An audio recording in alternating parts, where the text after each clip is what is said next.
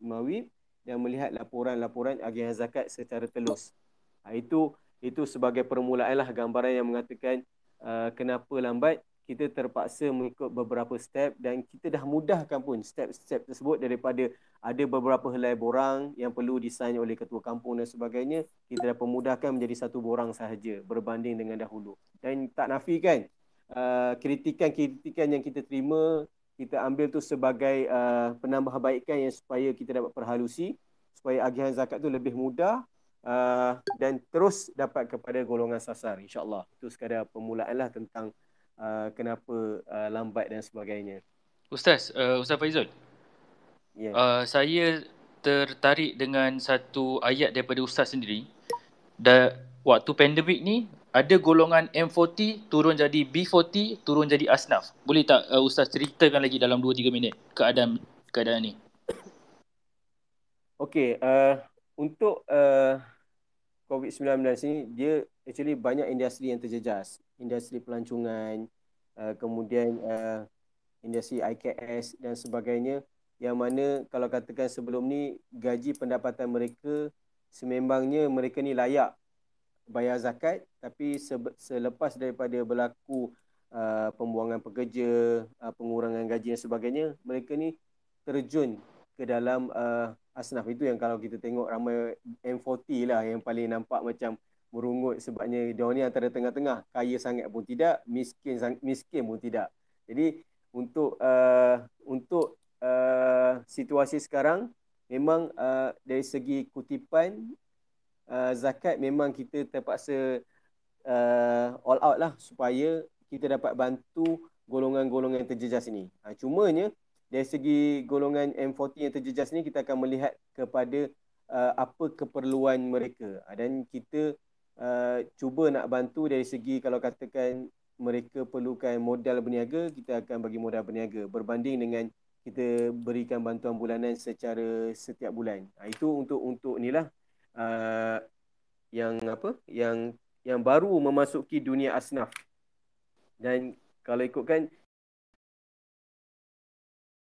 untuk tahun lepas saja ada hampir, saya rasa dalam 33 juta dana yang dana khas kita bawa untuk kita bantu golongan-golongan yang orang kata yang termasuk daripada golongan asnaf secara automatik lah, masuk dulu zakat ataupun dia pembayar zakat pun tidak, dia tengah-tengah lah, sebab kita tahu kita ada golongan yang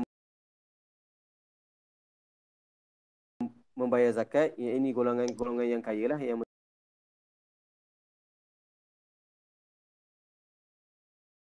mana Allah minta kita kutip zakat daripada mereka. Ada golongan yang pertengahan, yang mana dia tidak asnaf dan juga tidak membayar zakat. Bila kita sebut orang tak bayar zakat je, kita kalau itu saya asnaf lah. Dia tak. Dia ada golongan pertengahan. Golongan pertengahan ni dia bayar zakat pun tidak, tapi dia bayar zakat fitrah lah. Dia asnaf pun tidak. Jadi golongan-golongan ni kita cuba santuni secara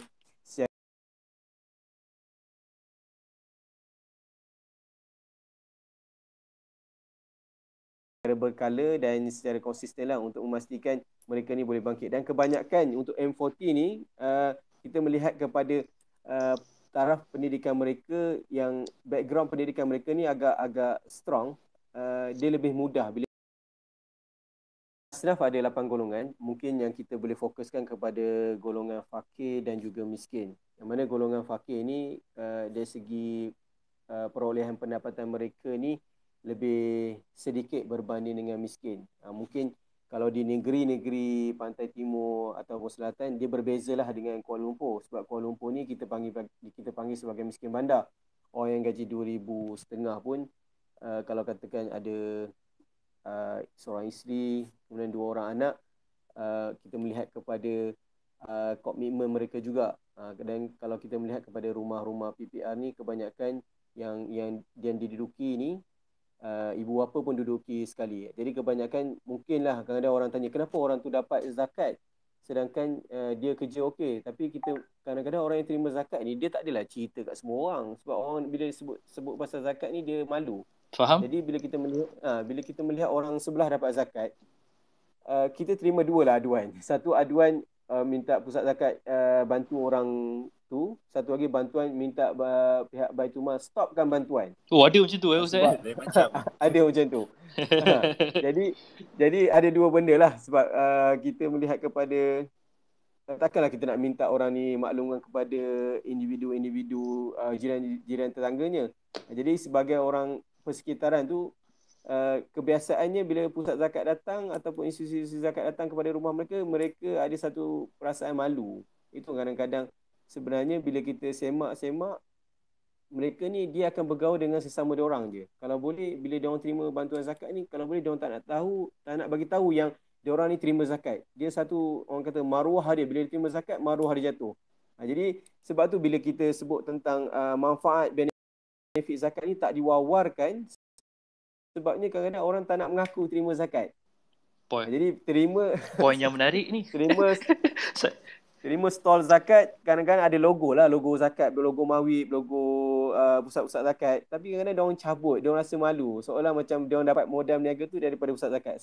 Tapi sebenarnya kita nak buat satu rantaian yang patutnya orang yang luar akan melihat dia ni asnaf, lagi akan membantu mereka untuk membeli jualan mereka, tapi dia rasa malu. Jadi kita nak orang yang terima zakat ni merasakan dia sebenarnya pegang satu amanah.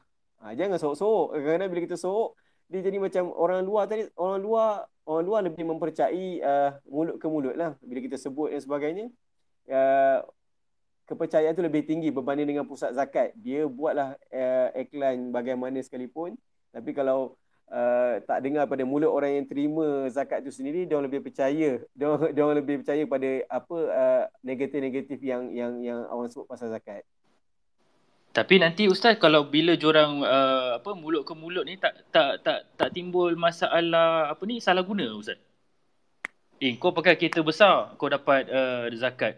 Aku pun boleh lah macam tu. Ada macam tu Ustaz? Tak dinafikan, benda-benda tu kita terima. Cumanya kita akan melihat kepada keperluan tadi. Sebab kita untuk bantuan zakat ni, kita tak boleh anggap dia sebagai bantuan seumur hidup. Itu mindset tu kita kena letak tepi dulu. Bantuan zakat ni adalah kitaran ekonomi yang membantu apabila kita dalam keadaan kesusahan. Tiba masa kita akan keluar dan akan digantikan dengan orang lain. Sebab senarai menunggu ni ramai.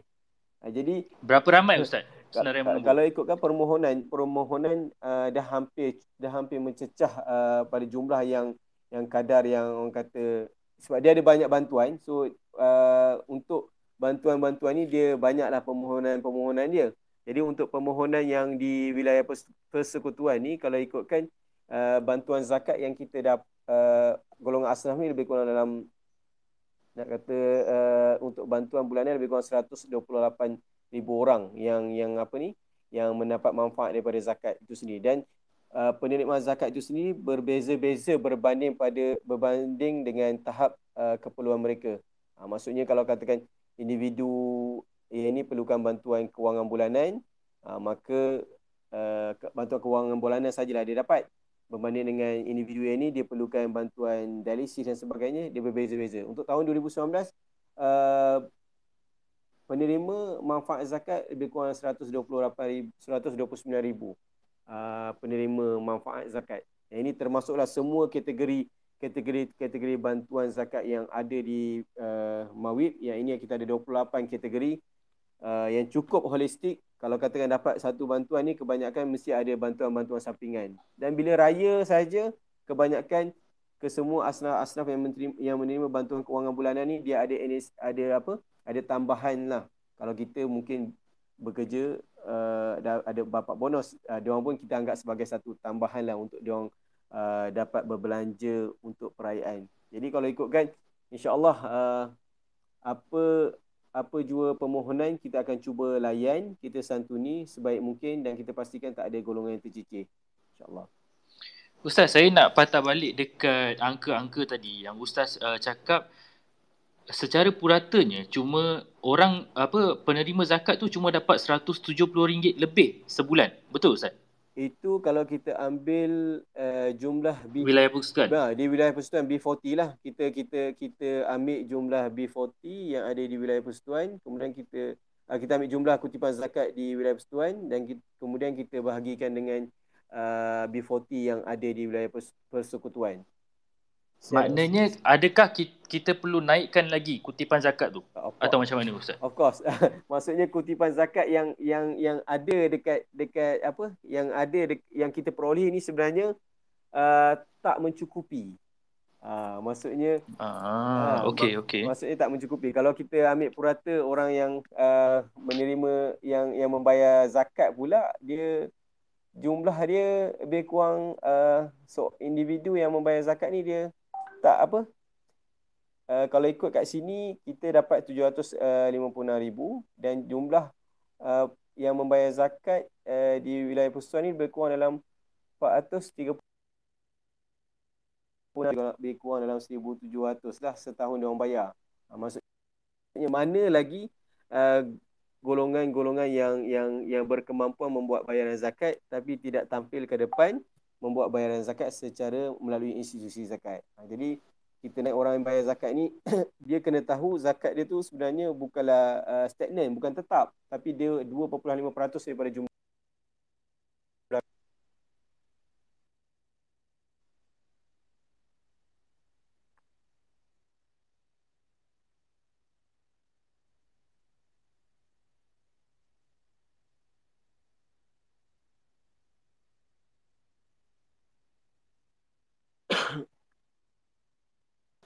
Assalamualaikum. Masih di situ, Ya. Ustaz? Masih. Okey, agak menarik juga. Saya tertarik dekat M40, B40 jadi asnaf. Lepas tu perkara kedua yang saya tertarik tu dengan rupanya ada orang rasa malu bila dapat bantuan zakat ni. Kau Sah, ada apa-apa nak tambah? Nak tanya? Ada nak tanya pasal apa, maknanya kutipan kita ni belum optimum lagi lah kan, pada tahap yang optimum. So katakanlah 100 yang layak bayar zakat di wilayah ni, berapa persen je yang bayar daripada 100 orang ni? Ada kira-kira ke ataupun buat anggaran?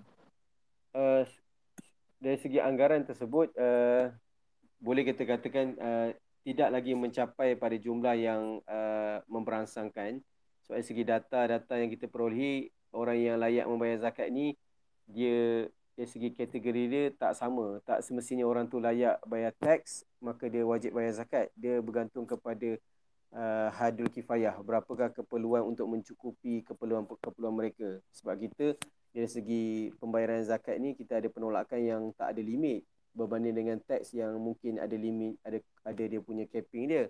Contoh kalau katakan pemberian kepada ibu bapa ni tak ada limit. Kalau individu tersebut bergaji besar, dia bagi pada ibu dia 5,000 sebulan, so kita akan tolak. Kemungkinan dia tak kena zakat pun ada sebenarnya. Tapi dari segi Ustaz, boleh selit sikit Ustaz yang kat situ. Kalau dari segi individunya, kita lah buat kira-kira zakat kita isi borang tu, maknanya kita tolak ke ibu bapa 5,000 ke kan. So macam mana kira kita mengelak tak secara hukumnya? Okey, untuk pemberian kepada ibu bapa ni, setakat ni kita letakkan kepercayaan kepada pembayar zakat yang mana kalau betul memang dia bagi bantuan kepada ibu ataupun bapanya sebanyak, contohlah dia bagi tadi sebagai contoh 5,000, mungkin sebenarnya tak pelik sebenarnya bagi ada golongan-golongan yang memberi orang kata imbuhan lah, bukan imbuhan, kita macam membayar balik jasa kepada ibu bapa dengan memberikan satu jumlah yang banyak setiap bulan. Jadi kalau betul dia memang bagi, niat dia bukanlah tujuan untuk mengelak bayar zakat, dia tak memang secara dasar segi hukum ni tak ada masalah lah. Cuma kalau katakan dia tahu kat situ ada pelepasan, maka dia cuba naikkan untuk semata-mata untuk mengelak bayar zakat, maksudnya dia cuba manipulasi hukum. Jadi setakat ni yang buat bayaran zakat yang datang kepada pusat pengurusan zakat kebanyakan memang dia secara sepenuh hatilah nak tahu pengiraan yang sebenar, dan kebanyakan mereka jujur. Sebab kita tak perlukan dia punya slip apa sebagainya. Kita hanya percaya apa yang dia sebutkan. Kalau katakan dia slip gaji dia begini, kemudian dia akan beritahu saya ada buat part time dan sebagainya. So kita akan ambil kira lah, walaupun dia tak ada secara evidence, bukti tu tak ada sebenarnya. Sebab bila dia melangkah pusat zakat ni, kita orang yakin pertama sekali jujur lah. Sebab kita orang ni kalau katakan orang tu tak bayar zakat, memang secara dasarnya tak adalah kita kejar, kenakan penalti dan sebagainya. Tapi bila sebab dia melibatkan hukum Allah, individu tu sendiri dia merasakan Kalau dia tak bayar zakat, dia tahu apa kesan-kesan sampingan yang kita sebagai orang Muslim maklum lah. Tidak ada apa-apa denda lah, tidak ada apa-apa hukuman ke atas orang yang lari daripada zakat ni. Macam tu Ustaz? Di wilayah persekutuan setakat ni kita hanya konsep kita nasihat sajalah. Sebab untuk zakat ni dia kena declare lah berapa dia punya pendapatan dan kita pun tak boleh nak paksa dia untuk tunjukkan semua bukti-bukti dan sebagainya. Faham. Ustaz, ni mungkin ada soalan yang agak sensitif daripada saya. Kalau tak sensitif, Ustaz boleh jawab. Negeri-negeri di Malaysia, negeri mana yang paling tinggi agihan untuk asnaf, untuk zakat ni Ustaz? Okey. Adakah wilayah persekutuan atau negeri-negeri lain? Untuk agihan zakat ni, dia tinggi itu relatif kepada berapa yang dia dapat lah. Maksudnya kalau katakan di wilayah persekutuan, kita dapat jumlah zakat pada certain amount dan kita agihkan hampir keseluruhan. Dan pada tahun 2020, kita dah, orang kata, dah jumlah pembayaran zakat, jumlah agihan zakat tersebut melebihi daripada kutipan zakat. Jadi kalau nak kata, contohlah kita dapat tadi pada jumlah 756 juta. So kalau untuk agihan pada 2020 dia melebihi disebabkan COVID-19 ni lah. Sebab kalau katakan mungkin ada pusat-pusat zakat yang menyimpan lebihan dana zakat dan tidak diagihkan sepenuhnya pada tahun tersebut, dia make sense sebenarnya. Sebabnya bantuan yang kita beri ni secara berterusan. Maksudnya masuk je Januari nanti, dana zakat yang untuk agihan perlu masuk ke akaun asnaf. Jadi untuk ada lebihan, itu satu kewajaran lah. Takkanlah kita nak bagi tahu asnaf yang Januari hold dulu. Februari mungkin ada sebab orang tak bayar zakat lagi. Tak. Jadi ada lebihan tu dalam 10% lebih kurang macam tu. Itulah untuk kita berterusan bantuan agihan zakat. Dan mungkin antara dua negeri yang terkedepan dari segi agihan dan juga kutipan ini adalah kita maklum di Lembah Kelang lah, di Selangor dan juga di wilayah persekutuan. Okey. Gori, ada apa-apa nak tanya? Sebab aku punya message inbox ni dah mula masuk soalan ni. Ya, aku ada satu je soalan. Yes, sila. Assalamualaikum Ustaz. Salam. Soalan dari saya satu adalah macam mana kita nak bezakan antara pusat zakat dengan Baitul Mal dari segi pembayaran untuk macam mana nak cakap, income yang tak patuh syariah tu. Sebab kalau dalam financial planning kita diajar untuk bayar pendapatan tak patuh syariah tu ke Baitul Mal. Cuma saya ada kekeliruan di antara pusat zakat dengan Baitul Mal. Mungkin boleh kongsi? Terima kasih. Okey, baik. Cantik soalan. Asasnya Baitul Mal tu sendiri di bawah Majlis Agama Islam Negeri masing-masing. Jadi untuk di wilayah persekutuan, konsep yang sama. Zakat bayar kepada PPZ akan bagi pada Baitul Mal buat agihan di wilayah persekutuan. Dari segi contoh yang tak patuh syariah dan sebagainya, wang faedah dan sebagainya, kita juga turut kutip dana tersebut. Kalau di wilayah memang kita terima sebagai on behalf Baitul Mal lah. Maksudnya terima kepada PPZ. So kita akan bagi tahu yang ini untuk wang faedah yang tak patuh syariah, dan wang tak patuh syariah tu kita akan beri kepada pihak Baitul Mal dan pihak Baitul Mal akan buat agihan secara kaedah dia lah, di manakah patut wang tak patuh syariah itu disalurkan. Jadi kalau secara dasarnya mana-mana institusi zakat yang dah dikorporatkan, tuan boleh pergi kepada pusat zakat, maklumkan nak buat bayaran wang tak patuh syariah, dan wang tak patuh syariah tu akan diberi kepada Baitul Mal. Jadi tak perlu pergi Baitul Mal lah. Mungkin kalau katakan di negeri-negeri yang tak ada institusi zakat yang dikorporatkan, macam di negeri Johor, di negeri Terengganu, Kelantan dan sebagainya, memang akan pergi ke Baitul Mal lah. Sebab yang kutip zakat pun Baitul Mal, yang agih zakat pun Baitul Mal. Okay, baik, faham. Terima kasih banyak-banyak. Sama. Okey. Brother Zaid? Ustaz, Zaid, saya nak tanya, mungkin soalan ni sensitif sikit kot. Kalau Ustaz perasan lah, dekat Perlis dia kutip zakat tu di luar kawasan dia. Maksudnya dia ada ejen dia yang kutip zakat tu dekat Kuala Lumpur, dekat Selangor kan. So apa saya dengar, ejen zakat ni dia dapat komisen.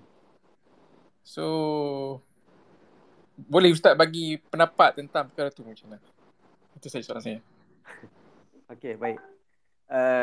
Saya rasa soalan ni agak popular jugalah dan pernah kita maklumkan tentang di mana kewajaran negeri-negeri lain datang ke negeri-negeri tertentu untuk mengutip zakat.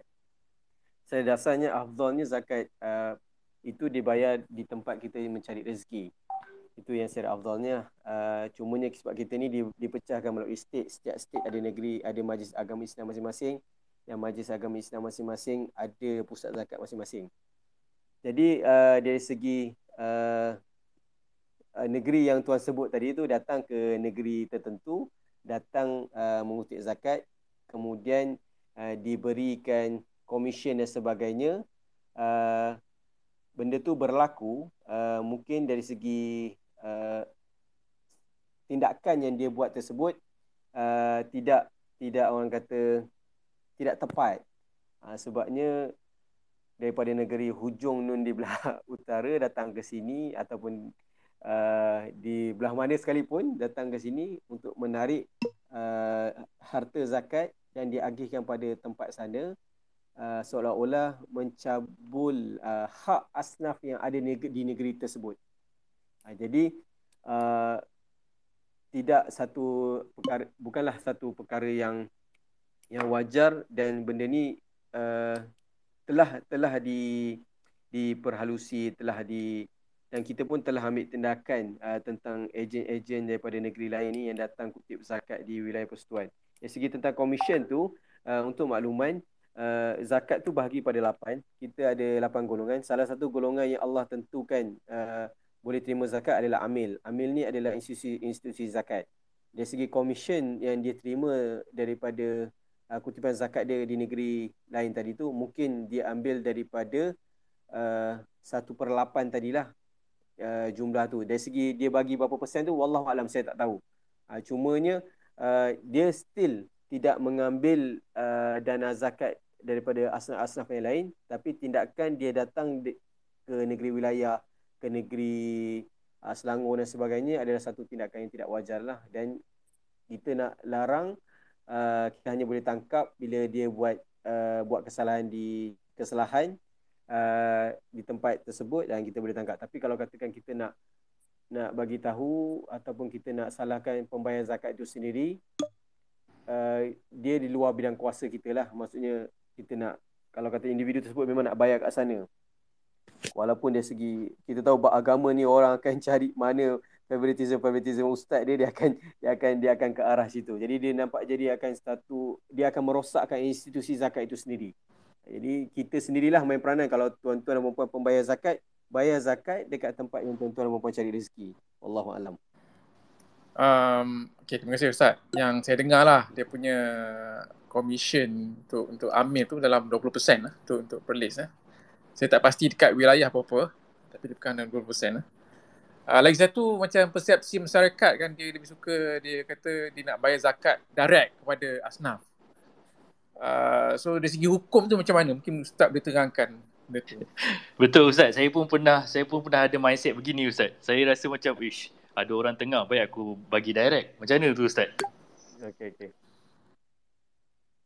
Baik, soalan yang orang kata famous lah. Biasanya orang lebih suka membuat bayaran zakat secara terus berbanding dengan kita bagi pada institusi zakat. So ada orang tengah. So kita tahu siapakah kita punya penerima zakat yang kita nak bagi tersebut. Tapi satu kewajaran yang mungkin kita boleh fikir bersama. Malaysia antara satu-satunya negeri yang agak struktur pengurusan zakat dia agak teratur berbanding dengan negeri-negeri lain walaupun di Timur Tengah. Yang mana kita ada institusi zakat. Yang mana institusi zakat itu sendiri adalah satu gagasan daripada Nabi kita, Nabi Muhammad SAW. Dia tubuhkan Baitul Mal dia minta Muaz bin Jabal kutip zakat sebagainya, dia kumpulkan zakat tu secara keseluruhan, kemudian dia agihkan. Maksudnya dari segi orang yang menerima zakat, dia tak minta zakat kepada individu, dia minta kepada institusi. Maruah dia dari segi dia minta ke individu mungkin segan, tapi kepada institusi itu lebih menjaga maruah penerima zakat itu sendiri. Itu mungkin kita boleh lihat kepada situlah. Dan kemudian kalau katakan kita still juga nak bagi kepada direct kepada individu, mungkin kita boleh bagi sekadar berapa zakat yang kita ada. Contoh kita kena bayar zakat RM500 setahun. So kita bagi RM500, mungkin kita bagi RM500 tu sebenarnya dia tidak secara keseluruhan membantu sebenarnya. Jadi why not kita bantu dia untuk kesaluran yang lebih tepat, yang mana secara keseluruhannya bantuan yang dia akan terima mungkin lebih banyak daripada yang kita dapat. Jadi kalau katakan kita buat agihan secara sendiri, kalau ikut pemerintahan, seolah melanggar ulul amri lah. Jadi dia satu kesalahan nak katakan satu kesalahan yang boleh dikategorikan sebagai berdosa. Yes, dia berdosa lah melanggar pemerintahan ulul amri pada perkara-perkara kebaikan. Jadi sebaiknya untuk zakat kita tu kita salurkan kepada institusi zakat yang macam saya maklumkan tadi pada awalnya, institusi zakat itu sendiri masih lagi kekurangan dana zakat. Jadi kalau kita pun membuat kebocoran tentang zakat, jadi ramai asnaf-asnaf yang menunggu, dan salah satunya mungkin tuan-tuan mungkin pada persekitaran tuan sajalah tuan nampak asnaf tu, tapi bayangkan orang-orang yang lain tu. Mungkin kita nak buka minda kita yang bantu orang bukan dengan dana zakat sahaja. Dalam Islam kita ada dana sedekah, kita ada dana hadiah, kita ada wakaf dan sebagainya. Kita tak nak kecilkan spek infak kita tu. Kalau kita nak infak, mesti kita nak guna dana zakat. Seolah-olah kita terlalu berkira dengan Allah. Jadi sebenarnya Allah minta 2.5% ni untuk kita buat agihan zakat, biar kita salurkan kepada institusi zakat, dan yang selebihnya kita nak bagi pada jiran kita, kita gunakan dana yang lain. Jadi infak-infak kita yang tadi yang orang kata lebih orang kata suci, bukan nak kata zakat tak suci, sebab dana yang kita tak perlu keluarkan pun sebenarnya, tapi kita keluarkan tu lebih berat lagi sebenarnya. Tapi kalau kita dah kumpulkan keseluruhan sedekah kita zakat kita pada satu perkara, maka ibadah-ibadah sunat dari segi infak tu akan berkurangan lah. Baik, thank you Ustaz. Okey, sebelum saya bergerak kepada host kedua Kausar, Ustaz Faizul, apa cerita paling susah nak lupa selama 10 tahun Ustaz dekat Mawib? Sebab saya pernah terbaca satu tweet ni pasal bantuan Ustaz Abid Liu, lepas tu yang menerima bantuan tu rupanya dia macam, bukan nak kata scam, tapi dia macam mempermain-mainkan pusat zakat tu. Ada tak cerita macam tu Ustaz Faizul? Okey, actually untuk di PPZ sendiri kita bahagian kutipan, tapi kita turut samalah kadang-kadang berkongsi cerita duka lara daripada sahabat kita di Baitul Mal tentang bantuan-bantuan zakat yang seolah macam kena scam lah. Kita dah bantu dia sebaik mungkin, tiba-tiba dia lari dan sebagainya. Mungkin baru-baru ni pula kita lihat seorang kakak yang dulu agak famous lah, yang tidur di jambatan bersama yang tengah hamil, tidur di jambatan bersama dengan anak dia, dibantu oleh seorang pendakwah. Kemudian bila pendakwah tu dah bantulah, bila kita check pun sebenarnya kita dah beri bantuan dah kepada dia, tapi sebabkan dia dah pindah kepada negeri lain, maka bantuan tu terpaksa diberhentikan. Itu satu orang kata peraturan lah. Maksudnya kalau sebelum tu di wilayah, kemudian dia pindah ke negeri lain, maka kita akan stopkan tu pun kita melihat kepada setiap tahun. Bukannya kalau dia tak buat laporan ataupun setiap tahun dia tak renew, kita pun tak tahu sebenarnya. Tapi bila kita dah stop, tiba-tiba dia datang ke sini, diviralkan, kemudian seorang pendakwah dah bantu beliau, dah berikan rumah di kawasan berdekatan, dan dah bantu dari segi anak dia sekolah dan sebagainya. Kemudian baru-baru ni kita tangkap balik, kita jumpa balik dan dia masih lagi meminta sedekah lagi di tempat yang sama.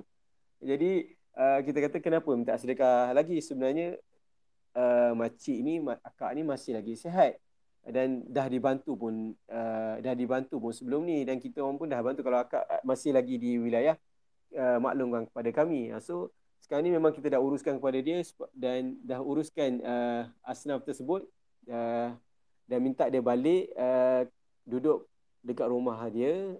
Ditambah dengan PKP ni, dia keluar minta sedekah kan, jadi dia memberi satu tanggapan negatif lagi kepada pusat zakat yang tidak peka pada asnaf tersebut. Walhal benda tu dah selesai lama, tapi disebabkan sifat lah, saya rasa benda tu mungkin miskin jiwa lah, yang mungkin kita kena take note yang bantuan tu tak semestinya kita bantu dari segi duit. Mungkin Baitumal ataupun pusat zakat boleh bantu dari segi duit, tapi kalau kata asnaf itu sendiri masih tidak ingin keluar daripada zon selesa mereka, sebabnya pusat zakat ni bila bagi duit, dia tak macam kena beratur ke apa, dia akan bansukkan duit secara bulanan. Jadi bila dia selesa macam tu, dia anggap tak bekerja pun ada bantuan daripada pusat zakat, daripada JKM, daripada NGO dan sebagainya, mereka akan memilih kepada kerjaya yang boleh mendapatkan duit secara mudah. Jadi itu salah satu pengalaman yang kita dapat. Sebenarnya banyak lagi lah, cumanya dari segi ketimbang rasaan kita tak adalah wawarkan secara terbuka yang dia ni kenapa tidak dibantu. Tak naklah kita menjatuhkan maruah dia sehingga nanti dia nak keluar rumah dia jadi malu. Dah terima zakat pun biasanya dia dah malu, tambahan lagi kita beritahu dia scam pusat zakat. Jadi takut nanti orang yang kalau katakan dia dah insaf betul-betul, tiba-tiba memang dia susah, orang sekeliling nak bantu pun tak bantu. Jadi kita masih lagi menjaga aib asnaf. Assalamualaikum Ustaz. Salam. Ya Ustaz, saya Haris Jamil, pegawai menjadi tinggi DH41 di MOF, Kementerian Kewangan. Saya pernah buat satu tesis. Saya punya pengajian di Universiti Malaya tentang zakat ni kan. Saya buat tentang zakat di Selangor berkaitan dengan had kifayah. Okey Ustaz. Had kifayah ni yang tadi mungkin ada beberapa orang yang DM saya tanya tentang had kifayah yang Ustaz sebutkan tadi. Tentang had kifayah ni sebenarnya apa? Dan adakah layak M40 dan juga B40 yang kita katakan sekarang ni layak ataupun tidak dari segi konteks had kifayah? Contoh, dia punya komitmen bulanan tinggi. Contoh, kereta dia pakai Honda Civic, bayar sebulan 1,000 kan. Lepas tu dia pakai data unlimited sebulan 200 kan. Adakah kiraan ataupun komitmen ni termasuk dalam had kifayah tersebut? Itu yang pertama. Baik. Betul. Soalan kedua tu. Okey, saya jawab dulu tentang had kifayah. Had kifayah ni adalah dari segi bahasa adalah kadar keperluan, kecukupan bagi seseorang individu ataupun ketua keluarga yang dari segi bantuan asas tu, orang kata kos sara hidup dia dari segi tempat tinggal dia, makanan, pakaian, perubatan, pendidikan dan juga pengangkutan. Macam di wilayah ada beberapa perkara yang kita ambil kira. Macam kereta pun kita ambil kira lah. Cumanya kereta kita tak adalah kita letak kepada jenama-jenama tertentu. Cuma contoh kita letak jenis kereta sebagai contoh CC 1.5 mungkin kadar penolakan yang sepatutnya berapa. Sebab hak kifayah sebenarnya diperbaharui setiap tak silap saya lagi dalam tempoh kajian. Nak menentukan hak kifayah ni bukan benda yang mudah.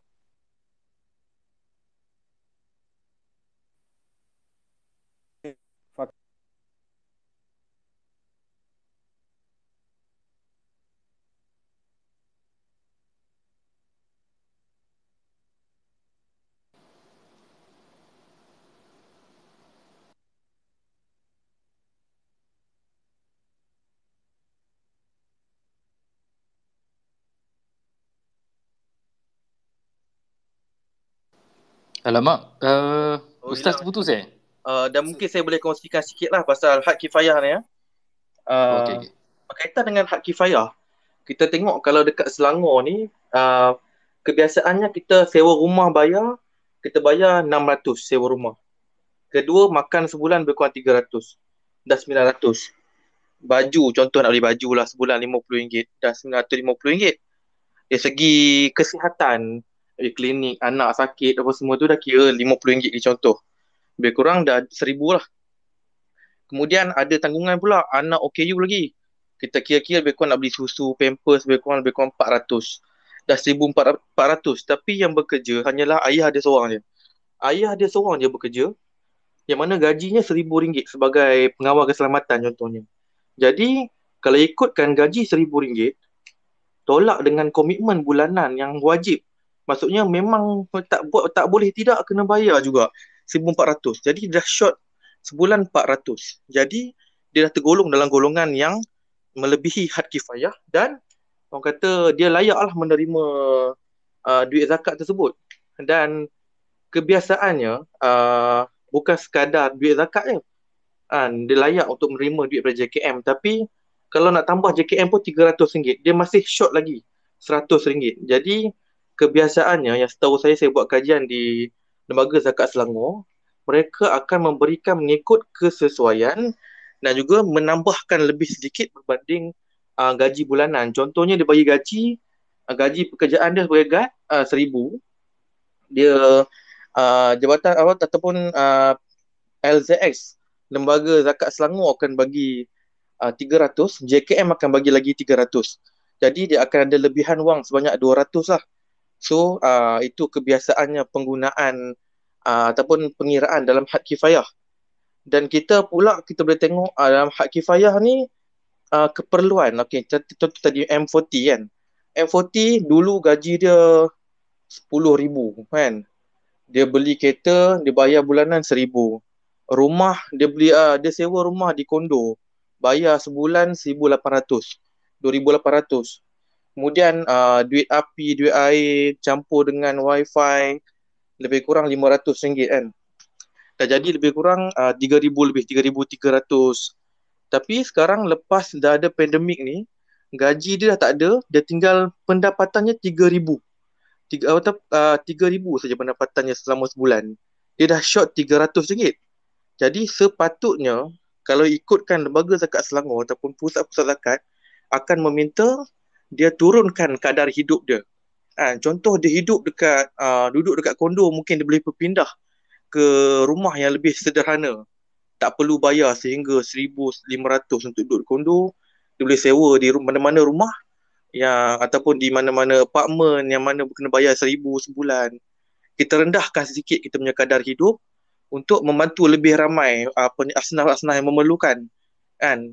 Kalau kata mereka ni mengharapkan duit zakat kan, sebab apa dia kata tak mampu nak tampung komitmen, sepatutnya dia kena fikir juga kenapa dia tak nak rendahkan sedikit kadar hidup dia untuk membantu orang lain.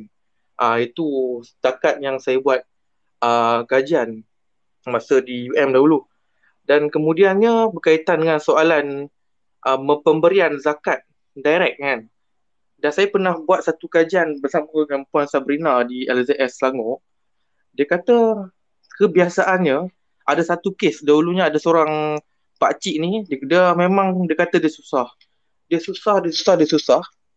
Tapi dan satu kampung bagi dia sumbangan kan. Jadi beras dekat rumah dia ada lebih kurang 20 beg disimpan kan. Adakah orang kata layakkah dia dapat 20 beg tersebut dengan sardin, dengan minyak je kan, sampai dia boleh buat kenduri?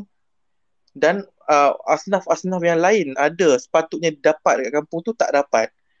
Tu kita alhamdulillah, kita bersyukur kita duduk dekat Malaysia dah ada satu sistem yang mana lembaga zakat ataupun pusat pengurusan zakat diletakkan di setiap negeri. Macam mana pandangan Ustaz Faizul? Dah masuk ni ya? Okey, alhamdulillah. Dah masuk. Sorry, putus tadi Boleh dengar sekarang? Ustaz, mikrofon tu dekat sangat Ustaz. Okey. Sekarang okey? Clear. Okey, baik. Berkaitan hak kifayah tadi, alhamdulillah, terima kasih yang uraikan tadi tentang kadar kecukupan.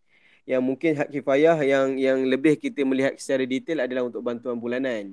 Yang bantuan bulanan tadi betul lah, maksudnya dari segi kalau katakan orang tersebut daripada M40, kita minta dia untuk turunkan komitmen yang besar yang tidak sepatutnya. Tapi benda tu agak sukar untuk kita nak maklum kepada secara terus kepada beliau. Cumanya itulah nasihat yang kita minta. Kalau katakan sebelum ni macam contoh tadi duduk kondo, kita minta lah turunkan duduk. Kalau katakan rumah dia dah beli, tak adalah straightforward kita suruh jual rumah tu dan sebagainya. Kita akan melihat kepada apakah keperluan yang one off dahulu berbanding dengan bantuan bulanan. Contoh dia perlukan modal perniagaan sebagainya, dia dari segi hak kifayah tu dia berbeza dengan bantuan bulanan tadi. Cumanya macam kalau katakan apa yang kita dah buat ni adalah filter yang supaya kita nak supaya bantuan tu dapat pada orang yang tepat dan sama. Kita tak nak satu orang terkumpul mendapat bantuan secara banyak berbanding dengan individu yang lain dapat terlalu sedikit. Macam kes yang tadi tu sebenarnya dah memang terlalu banyak. Kalau kita tengok, kalau kita pergi pada rumah-rumah fakir miskin, bila bak beras ni memang terlampau banyak lah, beras, minyak, telur ni terlampau banyak. Dan kebiasaannya bila dia terima, dia tak akan kata orang ni dah bagi dan sebagainya, dia akan terima. Sehingga kadang-kadang beras tu dia jadi bubuk, dia jadi rosak dan sebagainya. Tapi benda bila free ni, kadang-kadang tak semualah, memang tak semua orang yang tidak menghargai, tapi ada setengah golongan yang tidak menghargai dan akhirnya sasaran kita nak beri bantuan tidak sampai pada tempatnya lah. Yang mana kita tahu bila musim kita dah 2 kali tak ada Ramadan secara besar-besar di segi sembahyang tarawih, Maulid dan sebagainya. Kita tahu 2-3 tahun lepas di Masjid Negara bantuan-bantuan untuk berbuka puasa, untuk sahur bergelimpangan dengan mihunnya, dengan nasi ayamnya, bersepah semua. Jadi bayangkan orang yang bagi duit tadi untuk nak buat sedekah tadi sebenarnya memanglah sedekahnya dah terima Allah SWT, tapi secara strategiknya, secara orang kata berkesannya tidak sampai kepada manfaat yang yang kita inginkan. Wallahu alam. Maknanya itulah sebab tu kita kena derma ataupun bayar zakat kepada institusi lah, betul Ustaz? Sebab kita tak tahu apa keperluan orang tu sebenarnya. Betul, setuju. Cuma dari segi sebagai kita ni, maksudnya dari segi kita jadikan support system lah. Maksudnya kalau ada orang susah, tak semestinya kita bila dia apa yang dia sebut tak semestinya betul dan tak semestinya tak betul lah. Maksudnya bila dia tak sebut kata bantuan tak dapat dan sebagainya, boleh recheck balik sebab kita ada satu sistem Moja. Sistem Moja ni boleh download dekat apps tentang kita nak beri maklumat kepada pihak Baitulmal tentang individu ni susah. So kita akan buat semakan, kita akan check, kita akan terus pergi turun padang melihat betulkah apa yang dibuat aduan. Dan tuan-tuan dan puan-puan boleh dapat terus feedback lah. Contoh kata pergi kat satu tempat ni, beritahu ada orang susah.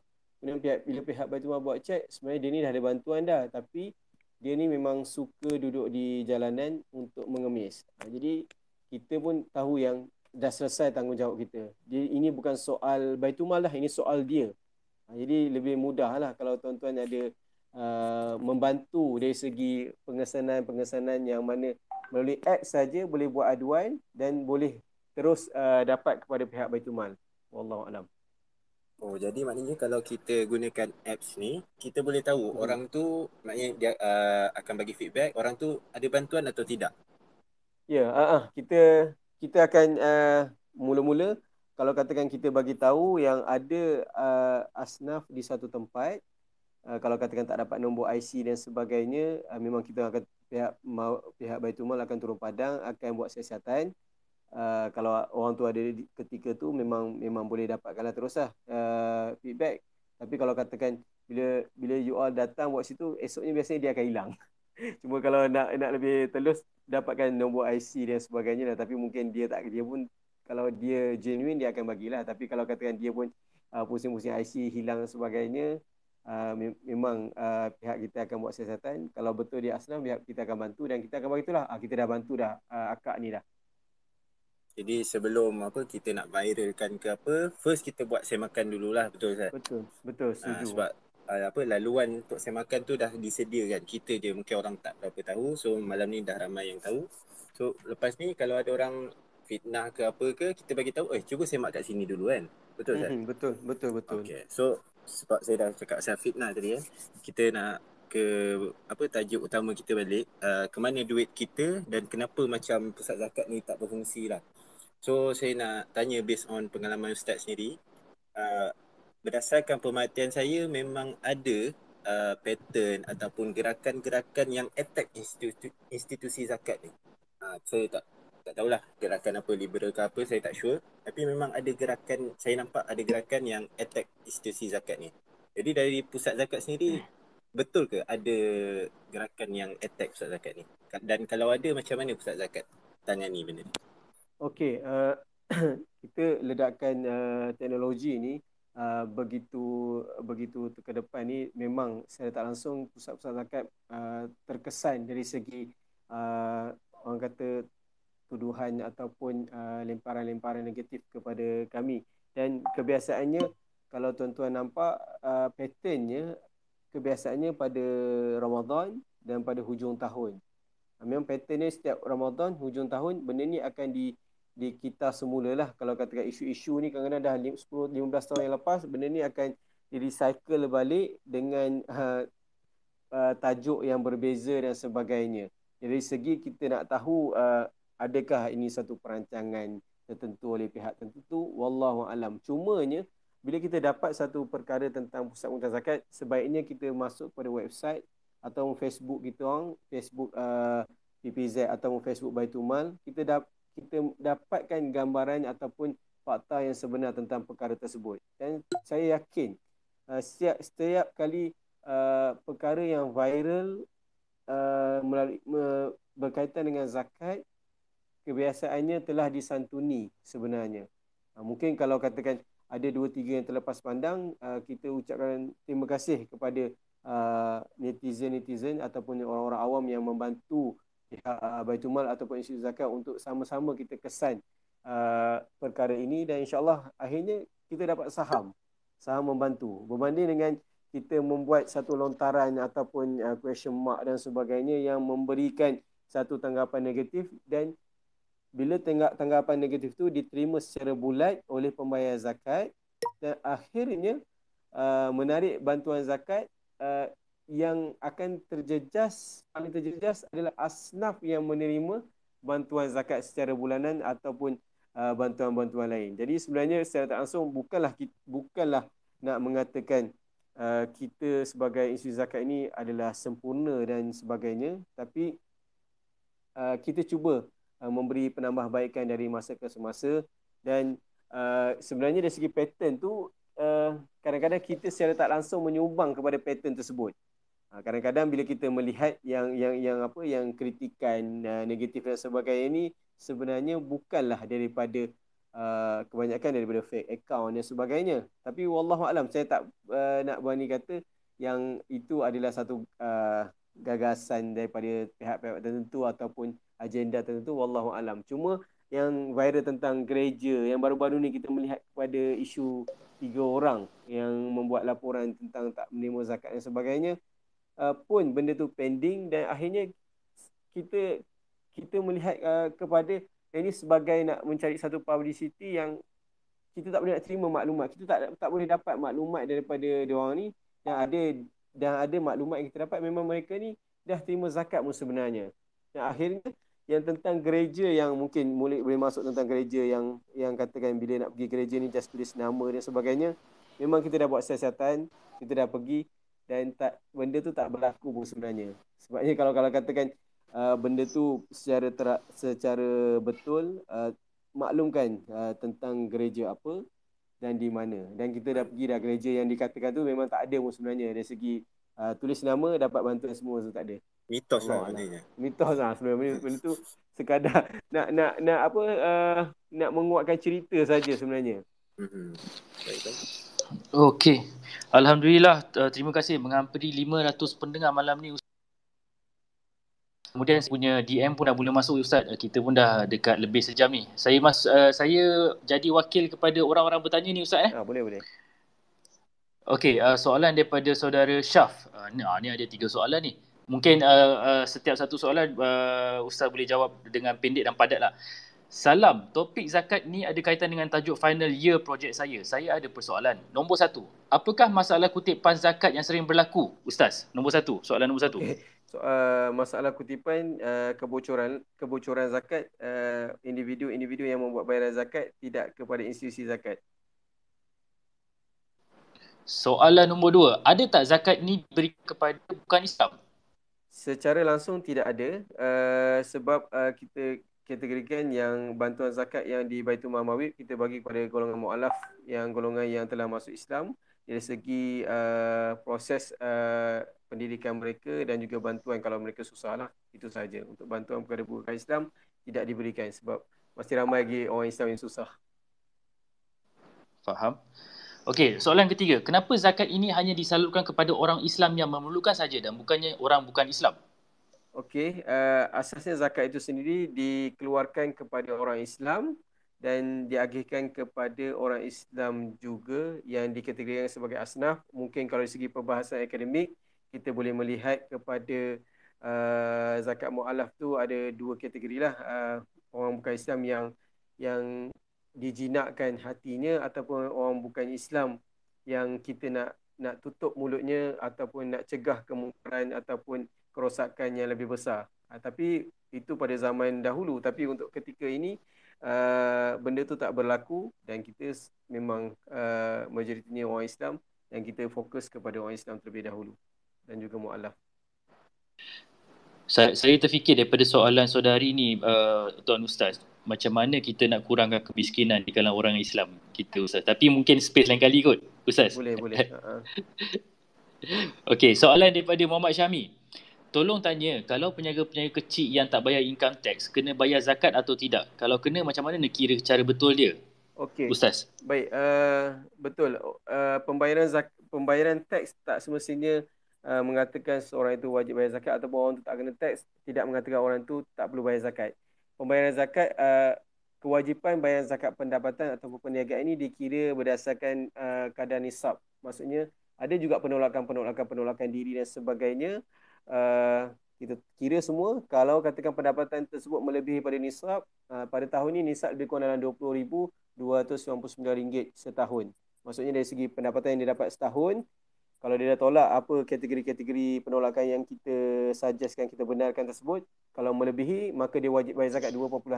Sekiranya tidak lagi melebihi daripada nisab, maka dia tidak wajib lagi membayar zakat pendapatan. Baik, okey, soalan ni agak menarik daripada Baso. Assalamualaikum, ada soalan berkenaan topik zakat hari ni. Saya pelajar bawah pinjaman pelajaran MARA dan dapat allowance bulanan $575 dalam RM2,400. Soalannya, kena zakat ke kalau dapat allowance bulanan macam ni? Dan rasanya simpanan saya dah cukup haul sebab menyimpan daripada lebihan allowance setiap bulan. Ustaz? Okey, untuk bantuan beasiswa dan sebagainya, mungkin kalau dari segi pendapatan tak dikira sebagai pendapatan sebab itu pun dikira sebagai wang pindahan, yang mana beasiswa dan sebagainya diberikan oleh satu badan kepada kita untuk dari segi fokus kepada pendidikan lah. Cuma dari segi kita sentuh kepada wang simpanan, sekiranya wang simpanan tersebut melebihi nisab, saudari ataupun saudara masih lagi belajar, boleh hold dahulu sama ada kita risau ketidakcukupan pada masa waktu belajar. Kemudian sekiranya dah habis belajar, boleh bayar zakat atas zakat simpanan pada tahun berikutlah. Bagus brother ni tengah belajar pun fikir pasal zakat ni. Okey, soalan daripada Khalid. Kalau headquarter office base dekat Kuala Lumpur tapi kilang satu Malaysia, kalau nak bayar zakat kena bayar dekat negeri yang ada kilang atau ikut headquarter ada di mana? Ustaz? Okey, dari segi bayaran zakat pendapatan ini, kita melihat kepada HR ataupun headquarters organisasi tersebut berada. Cumanya kalau merasakan dia berada di satu negeri, kemudian kalau dia nak bagi separuh terpulanglah. Tapi untuk pengurusan zakat, kalau you bayar pada negeri tersebut, maka dari segi datanya pusat zakat di negeri tersebut tidak boleh synchronize dia tak sama. Jadi pilihlah salah satu yang mana yang untuk menentukan. Kalau nak kata letak headquarters lah. Kalau katakan memang base, sebab kita faham mutakhir ni perniagaan, pekerjaan dia dah tak tertumpu kepada negeri. Mungkin nanti bahagian fatwa boleh keluarkan tentang perkara tersebut. Wallahualam. Okey, soalan daripada Mumun. Salam, sorry nak tanya, aplikasi apa yang digunakan untuk aduan asnaf itu? Macam mana ejaannya Ustaz? Aplikasi dia Aplikasi phone. Nama dia Moja, MOJA. MOJA. Betul. MOJA. Malaysia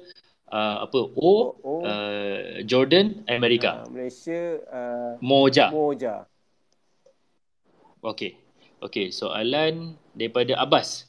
Assalam, soalan untuk zakat. Adakah institusi zakat membantu pihak yang tidak memiliki IC? Maksud saya yang bukan warga negara, Ustaz? Okey, untuk permohonan zakat, syarat dia adalah mestilah warga negara Kuala Lumpur ataupun bermustatin melebihi setahun di Kuala Lumpur. Itu syarat dia. Cuma kita akan melihat kepada lebih detail perkara ini, boleh buat permohonan berdasarkan kriteria tertentu, ada budi bicara tertentu. Baik. Okey, soalan daripada Trinil. Soalan saya, apa justifikasi pusat zakat membenarkan pembayaran zakat melalui Shopee sebagai ejen sedangkan amil hanyalah Muslim sahaja? Ustaz? Okey, baik. Shopee ni hanya adalah perantara saja. Kita tak lantik dia pun sebagai amil. Kita jadikan tu sebagai perantara saja. Dia orang bukan amil pun. Dia sama juga macam kita buat bayaran zakat kepada melalui bank dan sebagainya. Dia hanya perantara saja. Aplikasi dia saja yang buat bayaran zakat. Dia tidaklah dikatakan sebagai amil. Terima kasih Ustaz. Assalamualaikum Tuan. Pertanyaan saya, adakah apps Moja yang Ustaz Faizul nyatakan tadi ada link dengan pusat zakat atau majlis-majlis agama yang lain? Sebabnya saya salah seorang staf majlis agama yang terlibat dengan pengagihan zakat nak tahu lebih lanjut berkenaan apps tersebut. Ustaz? Okey, app Moja ini adalah apps yang dilancarkan oleh Majlis Agama Islam Wilayah Persekutuan. Jadi apps Moja ni hanya tertumpu kepada asnaf-asnaf yang berada di wilayah persekutuan sahaja. Baik, di wilayah persekutuan saja. Boleh select kejap? Soalan? Yes, sila. Kalau Teruskan. aku try buat search dekat Play Store, so kalau kita search Moja sahaja dia susah nak keluar tau. So kalau nak search Moja Mawib. Moja MAIWP. So dia akan keluar nanti. Baik, jazakumullah Kausar. Soalan daripada Amin. Untuk Ustaz, apakah langkah-langkah diambil oleh pusat zakat untuk menghebahkan bantuan yang telah diberi kepada masyarakat?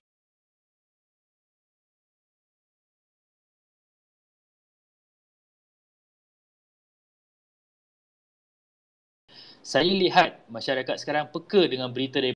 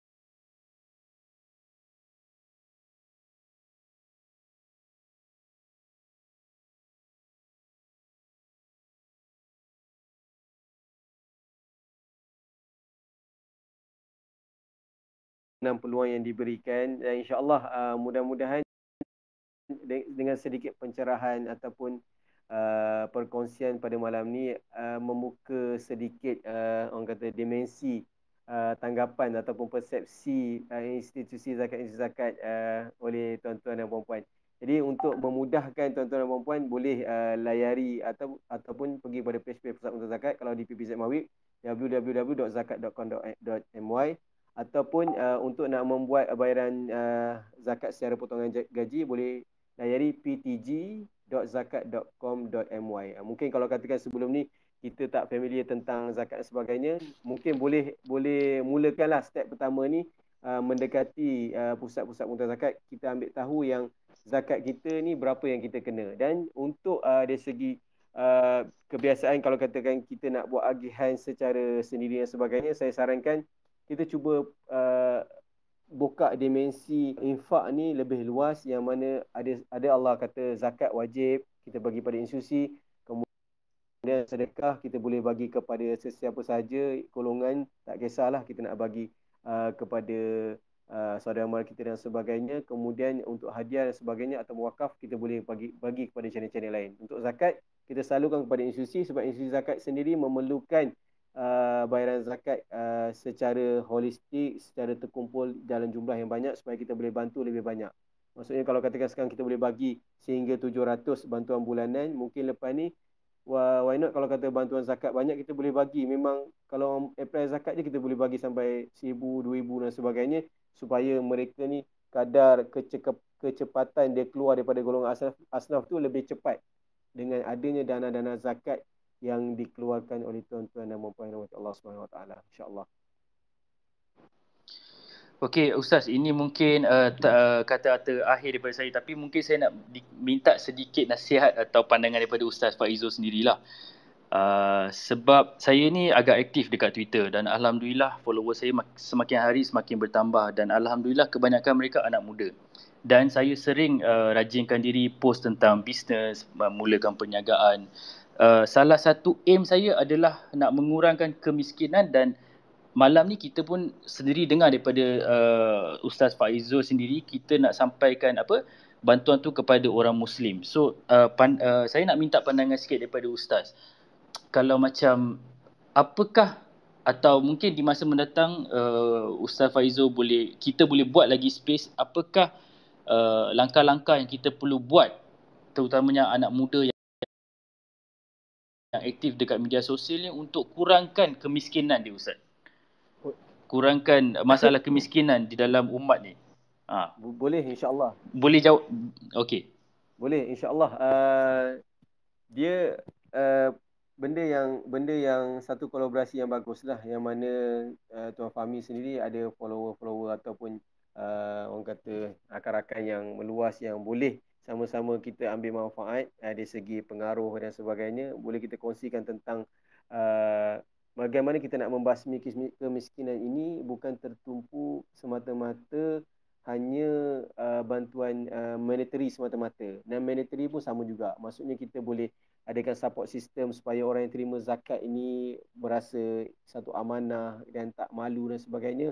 Mungkin benda ini masa akan datang. Dan kita ada satu lagi satu konsep kita panggil sebagai wakalah. Wakalah ni sebenarnya kalau nak terang panjang, tapi dia adalah satu skim yang mana kita lantik individu-individu di luar sana yang membuat bayaran zakat untuk mengagihkan zakat on behalf pihak Mawib. Jadi benda tu agak menarik. Mungkin kita boleh buat pada masa akan datang nanti, insya-Allah. Baik, jazakumullah Ustaz Faizul. Kau Ustaz, kata-kata penutup kau Ustaz. Last. Alright.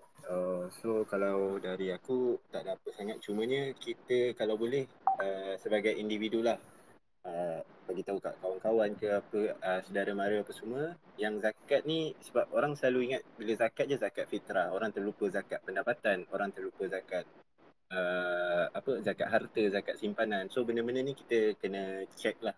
So dan nak lebih kepastian, yang paling bagus kita pergi sendiri ke kaunter zakat. So diorang biasanya akan assist terus lah kirakan untuk kita. Okey, thank you Kausa, jazakumullah kepada Ustaz Faizul kerana meluangkan masa kepada kami, untuk kami. So terima kasih kepada 400-500 pendengar yang malam ni menemani kami. InsyaAllah kami akan buat lagi space-space seperti ini minta saja daripada saya atau Kausar dan kami akan usahakanlah. Jazakumullah Ustaz Faizul, kita jumpa lagi di masa mendatang. InsyaAllah. Ustaz. InsyaAllah. Terima kasih banyak-banyak Cik Kausar. Okey, assalamualaikum semua. Waalaikumsalam. Dah boleh tekan lift. Assalamualaikum semua. Terima kasih Cik Fahim, Cik Kausar dan semua. Baik.